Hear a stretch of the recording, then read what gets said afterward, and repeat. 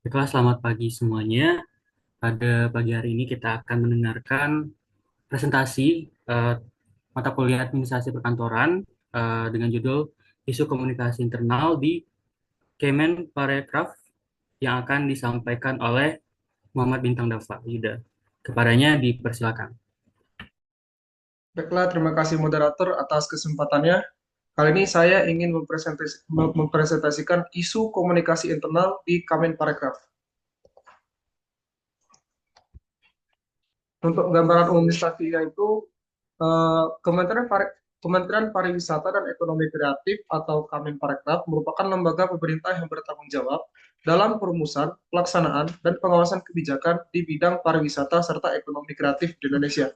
Instansi ini berperan penting dalam mengembangkan potensi wisata nasional, memperkuat daya saing ekonomi kreatif, dan mempromosikan citra positif Indonesia di kancah internasional. Selanjutnya untuk struktur organisasi itu Kemenparekraf memiliki struktur organisasi yang terdiri dari beberapa deputi dan direktorat. Di antaranya Deputi Bidang Pengembangan Destinasi dan Infrastruktur, selanjutnya Deputi Bidang Pemasaran, selanjutnya Deputi Bidang Ekonomi Digital dan Produk Kreatif, lalu Deputi Bidang Industri dan Investasi, dan yang terakhir itu Sekretariat Kementerian dan Inspektorat Utama.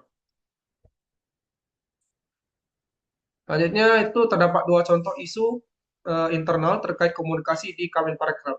Untuk isu yang pertama itu kurangnya koordinasi dan komunikasi antar bidang di lingkungan Kemenparekraf. Dan yang isu yang kedua yaitu ketidakefektifan komunikasi antara pusat dan dinas pariwisata daerah.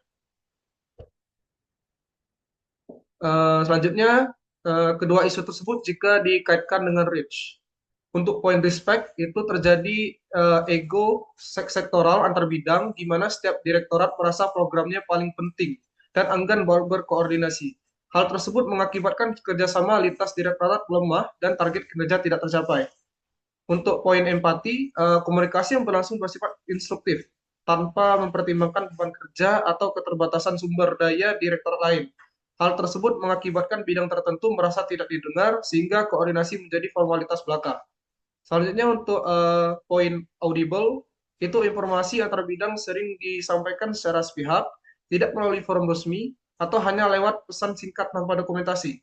Hal tersebut mengakibatkan banyak pegawai tidak mengetahui perubahan kebijakan atau agenda antar bidang.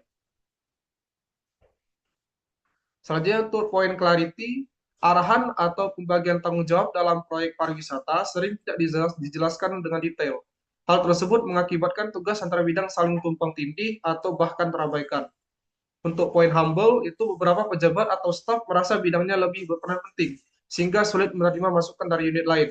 Hal tersebut mengakibatkan komunikasi menjadi tertutup dan sinergi antara bidang menurun. Untuk isu yang kedua, itu pada poin respectnya, dalam komunikasi pusat daerah sering muncul kesan bahwa kebijakan dari pusat lebih dominan, sehingga daerah merasa kurang dilibatkan dalam proses pengambilan keputusan. Hal tersebut mengakibatkan daerah menjadi kurang antusias menjalankan program nasional karena merasa sekadar pelaksana. Untuk poin empatinya, komunikasi dari pusat sering tidak mempertimbangkan perbedaan kemampuan sumber daya, anggaran, atau kondisi geografis setiap daerah. Hal tersebut mengakibatkan program nasional sulit diterapkan di lapangan karena tidak disesuaikan dengan situasi lokal. Selanjutnya untuk poin audible, informasi dari pusat sering disampaikan dalam bentuk surat atau edaran formal tanpa kejelasan teknis dan mudah dipahami oleh pelaksana daerah. Untuk poin clarity, petunjuk teknis atau pedoman kegiatan sering terlalu umum, tanpa rincingan waktu, target, dan mekanisme pelaporan. Hal tersebut mengakibatkan daerah melaksanakan kegiatan dengan standar berbeda-beda. Dan untuk poin yang terakhir itu humble, pihak pusat terkadang terlalu birokratis dan kurang terbuka terhadap kritik atau saran dari daerah. Hal tersebut mengakibatkan dinas daerah enggan menyampaikan kendala atau usulan perbaikan. Lalu kedua jenis isu tersebut. Untuk isu yang pertama itu, isu ini terjadi antar bidang atau antar direktorat yang memiliki kedudukan sejajar dalam suatu organisasi. Misalnya antara Direktorat Pengembangan Destinasi dan Direktorat Pemasaran Pariwisata. Jadi untuk isu ini termasuk komunikasi horizontal karena terjadi di antara unit kerja sejajar dalam satu level organisasi. Lalu untuk isu yang kedua, Masalah ini muncul karena Kemenparekraf tingkat pusat dengan Dinas Pariwisata daerah atau tingkat provinsi, kabupaten atau kota, hubungan keduanya bersifat atas bawahan dalam konteks administrasi dan kebijakan nasional. Jadi untuk isu ini termasuk komunikasi vertikal karena melibatkan hubungan antara tingkat pusat atau atasan dan tingkat daerah atau bawahan dalam struktur pemerintahan. Selanjutnya itu penyebab dan solusi.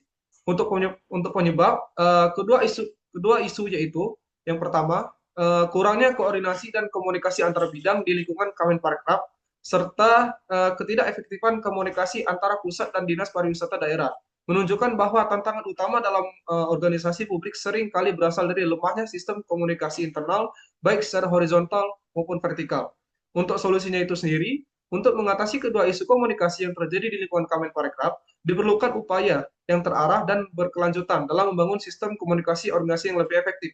Salah satu langkah utama yang dapat dilakukan adalah dengan membangun sistem komunikasi terpadu berbasis digital yang memungkinkan seluruh bidang di kementerian dan dinas pariwisata daerah berkoordinasi secara cepat, transparan, dan terdokumentasi. Selain itu, Kemenparekraf perlu menetapkan mekanisme koordinasi rutin seperti rapat antar bidang dan rapat-rapat pusat daerah secara berkala. Forum ini dapat menjadi wadah untuk menyamakan persepsi, memantau pelaksanaan program, dan menyelesaikan kendala secara langsung. Selanjutnya itu kesimpulan. Dua isu komunikasi yang terjadi di lingkungan Kemenparekraf yaitu kurangnya koordinasi dan komunikasi antar bidang, serta ketidakefektifan komunikasi antar pusat dan dinas pariwisata daerah, mencerminkan bahwa efektivitas organisasi sangat bergantung pada kualitas komunikasi internal. Hambatan komunikasi horizontal antar bidang menyebabkan ketidaksinkronan dalam melaksanakan program. Sementara hambatan komunikasi vertikal antara pusat dan daerah menimbulkan kesenjangan informasi, perbedaan persepsi, dan lemahnya implementasi kebijakan di lapangan. Kedua permasalahan ini menunjukkan bahwa meskipun Kemenparekraf memiliki visi dan program yang jelas, pelaksanaannya sering terhambat oleh kurangnya keterbukaan, kejelasan, dan keterpaduan dalam menyampaikan pesan antar unit. Penerapan prinsip REACH menjadi kunci utama dalam memperkuat komunikasi organisasi dengan membangun sikap saling menghargai, memahami kondisi rekan kerja, menyampaikan pesan dengan jelas, serta rendah hati dalam menerima masukan. Setiap bidang unit di Kemenparekraf dapat bekerja lebih selaras dan saling mendukung. Melalui komunikasi yang efektif, Kemenparekraf dapat memperkuat koordinasi antar bidang maupun wilayah, menyatukan visi antar pusat dan daerah, serta menciptakan sinergi kerja yang mampu mewujudkan pengembangan pariwisata dan ekonomi kreatif Indonesia yang berdaya saing, berkelanjutan, dan inklusif. Baiklah, sekian presentasi dari saya. Saya ucapkan wassalamualaikum warahmatullahi wabarakatuh. Saya kembalikan kepada moderator. Baik, terima kasih Bintang atas pemaparannya. Sekianlah teman-teman presentasi kita pada pagi hari ini. Dengan ini presentasi saya tutup. Wabillahi taufiq wal hidayah. Assalamualaikum warahmatullahi wabarakatuh.